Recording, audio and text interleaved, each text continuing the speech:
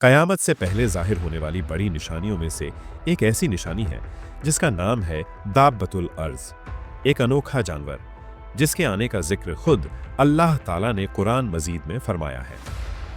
अल्लाह ने इस जानवर के बारे में इरशाद फरमाया, और जब इन पर वादा पूरा होगा तो हम इनके लिए जमीन से एक जानवर निकालेंगे जो इनसे बातें करेगा, क्योंकि लोग हमारी आयतों पर यकीन नहीं लाते थे। यह सुनकर आपके दिल में सवाल उठ सकता है कि आखिर यह दाब्बा क्या है। दाब्बा का मतलब है चलता फिरता, जीता जागता, और अर्ज यानी जमीन।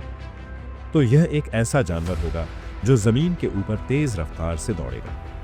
इस दुनिया में आमतौर पर जानवर या तो अंडे से पैदा होते हैं या किसी दूसरे जानवर के पेट से, लेकिन कयामत की यह निशानी इतनी अजीब और हैरत अंगेज होगी कि यह जानवर न तो किसी अंडे से निकलेगा और न ही किसी जानवर के पेट से, बल्कि यह सीधे जमीन के अंदर से बाहर आएगा।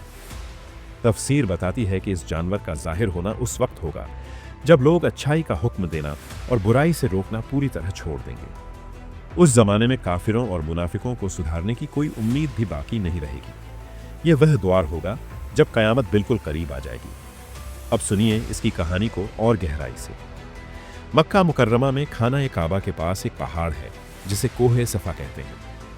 यही वह पवित्र पहाड़ी है जहां हज और उमरा करने वाले हाजी सही के लिए चक्कर लगाते हैं। रिवायतों के मुताबिक कयामत के करीब पहुंचते ही ये कोहे सफा एक जबरदस्त जलजले की वजह से फट जाएगा और उस फटे हुए पहाड़ से यह अजीबो गरीब जानवर निकलेगा जो लोगों से बातें करेगा। यह वाकया बिल्कुल वैसा ही होगा जैसा अल्लाह ने अपनी कुदरत से हजरत सालेह अलैहिस्सलाम की ऊंटनी को पत्थर से निकाला था।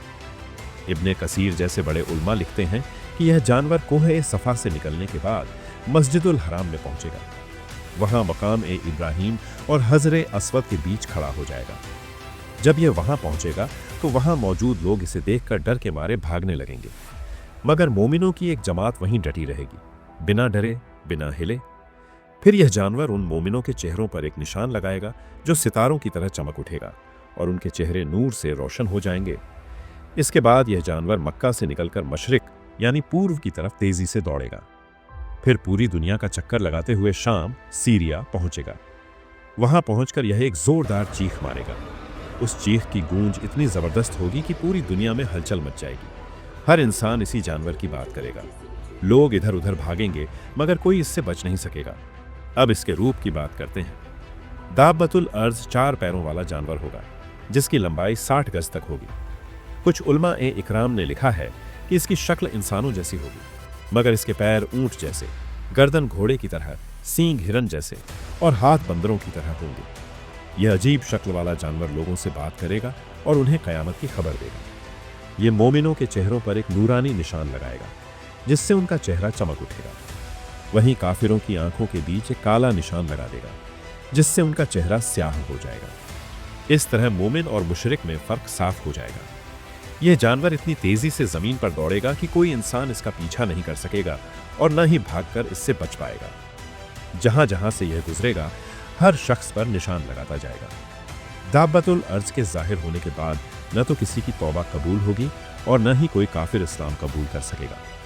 जो काफिर होगा वह कुफ्र पर ही मरेगा और जो मुसलमान होगा वह ईमान पर ही अपनी जान देगा। तो ऐ मेरे भाइयों और बहनों, अपना और अपने ईमान का ख्याल रखिएगा। यह कहानी सिर्फ सुनने के लिए नहीं बल्कि सोचने और अमल करने के लिए है। फी अमानिल्लाह।